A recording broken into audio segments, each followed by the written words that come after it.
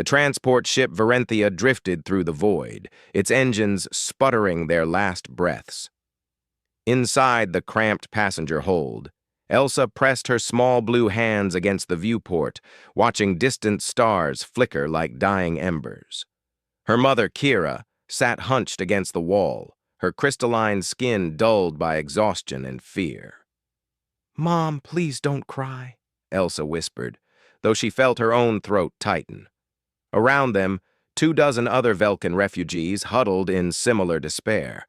Their homeworld was ash now, consumed by the Krethian swarm 3 cycles ago. Kira's voice cracked. "We're not going to make it to the sanctuary station, little star. The engines are gone." The ship's distress beacon had been broadcasting for hours. No one answered. No one ever answered for Velkins. Too weak, too pacifist, too irrelevant in the galaxy's grand scheme. The strong survived. The strong conquered. And Velkins were neither. Then Elsa saw it. A ship dropping out of faster-than-light travel, sleek and small, with strange markings she'd only seen once before in her father's old data tablets. Her breath caught. "Mom, maybe that human can help us." Kira's head snapped up, her prismatic eyes widening with something between hope and terror. Humans. Everyone knew the stories. The Deathworlders who evolved on a planet that actively tried to kill them. The species that turned predation into philosophy and warfare into art. The ones who somehow, impossibly, made it to the stars despite every logical reason they should have destroyed themselves first. "Elsa, no. They're dangerous." "We're already dying," Elsa said simply. The human ship docked with a metallic clang that reverberated through the hull. The airlock hissed open, and a single figure emerged. Tall by Velkin standards, wearing a worn flight suit patched with amateur repairs. He removed his helmet, revealing dark hair and eyes that scanned the hold with unsettling intensity. "Received your distress call," the human said, his voice rough but comprehensible through the translator. "Name's John. You folks look like you could use a hand." The refugees shrank back instinctively. Humans didn't just help. There was always a price, always an angle. That's what the galactic community said. But Elsa stepped forward. "Our engines failed. We're trying to reach Sanctuary Station K7. John crouched to her level, and she noticed scars crossing his hands. The marks of a violent life. "That's 3 systems away. Your life support won't last that long." He stood, addressing the group. "I can tow you to the nearest station. It's not much, but there's food and air." "Why?" Kira finally spoke, her voice trembling. "What do you want from us?" John's expression shifted, something softer breaking through the hard exterior. "Want?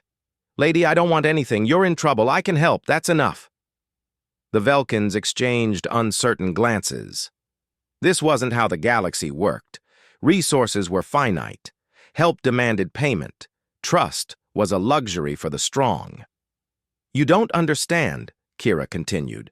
"We have nothing. No credits, no technology, no trade goods. We're refugees from a dead world. We can't pay you." John shrugged, already moving toward the engine compartment. "Good thing I'm not asking you to."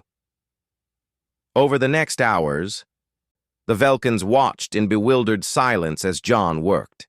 He bypassed their safety protocols designed by species who valued preservation over risk.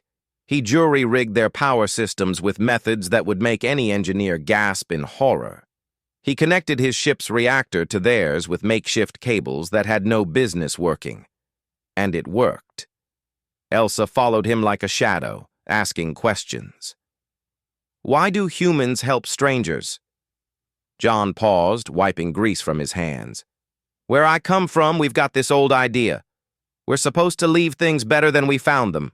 Doesn't always work out, but we try." He smiled slightly. "Plus, my mom would have kicked my ass if I left people to die in space. But you're alone out here. Don't you need your resources?" "Kid, I've got more than enough." "And even if I didn't?" He met her eyes. What's the point of surviving if you lose what makes you worth saving? The concept was alien to her. Every species she knew hoarded, calculated, prioritized their own kind. The strong dominated, the weak perished. That was natural law. Your species is strange, Elsa said. Yeah, we get that a lot. When the repairs were complete, John guided them through the most dangerous part, a debris field that would require precise navigation. Any other pilot would have charged triple rates for the risk. John simply put on music, something with drums and guitars that made no evolutionary sense, but somehow stirred something primal in Elsa's chest. At the station, John helped them dock, then started unloading supply crates from his cargo hold. "What are you doing?" Kira asked, alarmed. "You said you had nothing."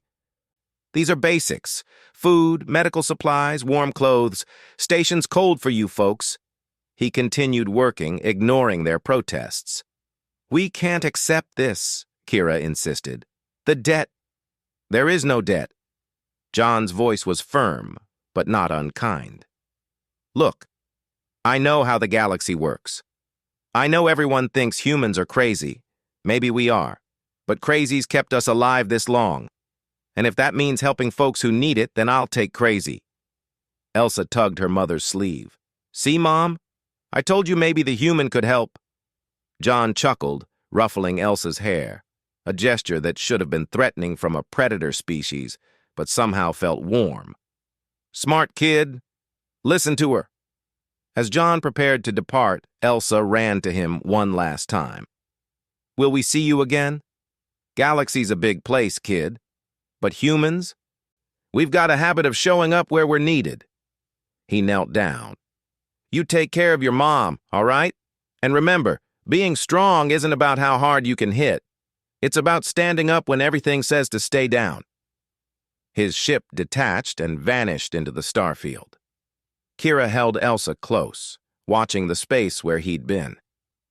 "Maybe," Kira whispered, "we've misunderstood humans." Elsa smiled. "Maybe they're strong because they choose to be kind. In the cold mathematics of galactic survival, it made no sense, but humanity had never made sense. They were death-worlders who chose mercy, warriors who valued peace, survivors who refused to let others perish.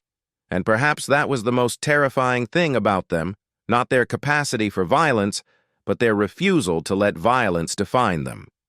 The strong survived. But humans taught the galaxy something new. The strongest were those who helped others survive too.